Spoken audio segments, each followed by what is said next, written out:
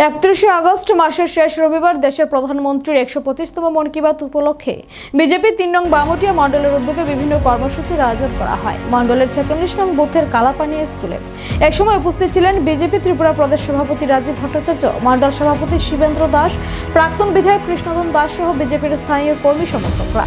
এদিন প্রধানমন্ত্রীর মন কি বাত 125তম পর্বের পর কালাপানিয়া স্কুল প্রাঙ্গণে বৃক্ষরোপণ করা হয়, পাশাপাশি স্থানীয় জনগণের মধ্যে শাড়ি বিতরণ করা হয়। এই অনুষ্ঠানে বক্তব্য রাখতে গিয়ে বিজেপি ত্রিপুরা প্রদেশ সভাপতি রাজীব ভট্টাচার্য বলেন, সিপিআইএম গরিবের সরকার বলে গরিবদের লুটাচ্ছে আর বিজেপিদের গরিবদের জন্য কাজ করেন। পাশাপাশি তিনি বলেন, সিপিআইএম রোজভ্যালির মতো বিভিন্ন চিটফান্ডের মাধ্যমে গরিবদের টাকা আত্মসাৎ করেছে। আপনারা বলেন তো যে সিপিএম এর সময় গরিবদের জন্য একটা কোনো পরিকল্পনা নিয়েছে কিনা যাতে গরিবরা বাঁচতে পারে? নিতে পারেনি। আরো গরিবদের কিভাবে শোষণ করা যায় এই কমিউনিস্টরা করেছে। কি করেছে? আপনারা রোজভ্যালির নাম শুনছেন তো? রোজভ্যালি কেন? রোজভ্যালিতে টাকা কারা কারা রাখছিলেন একবার হাত তুলেন তো। রোজভ্যালিতে টাকা পাইছেন কি দাদা? টাকা এই কেন? তাদের টাকা, গরিবদের টাকা।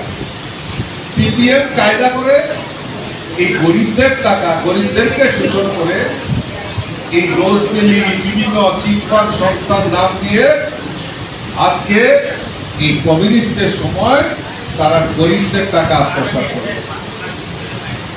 আমরা দেখেছি ওই রোজভ্যালির পার্ক উদ্বোধন করছে। কে করেছে? মুখ্যমন্ত্রী, তৎকালীন মুখ্যমন্ত্রী মানিক সরকার।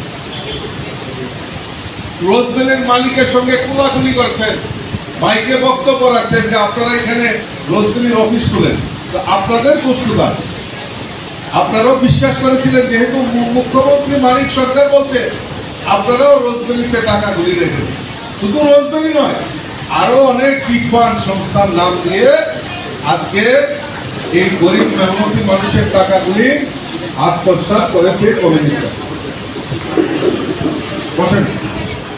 কিতাগো দিদি সান্তারা দিয়ালাম বলছেনি। আবার পরের দিন সকালবেলা দেখলাম কিছু যুবক আইয়া উপস্থিত। কি গো দিদি?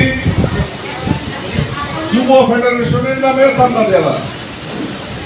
কয়েকদিন পরে দেখি পাড়ার কয়েকজন এলসিএম মাতব্বর যিনি ইডিআই ঢুকতো। কি গো দিদি? পার্টির বিশেষ তহবিল চান্দারা দেওয়া, প্রত্যেক দিন চান্দা। আর একটা পত্রিকা দিত ডেলি মিশা কথা। এটা রাহুল লাগতো বাধ্য হয়ে করোনা করোনা থেকে। আমাদের সরকার আসার পর আমরা এই যে গরিবের সরকার আমরা মুখে কথা বলি না, গরিবদের জন্য বাস্তব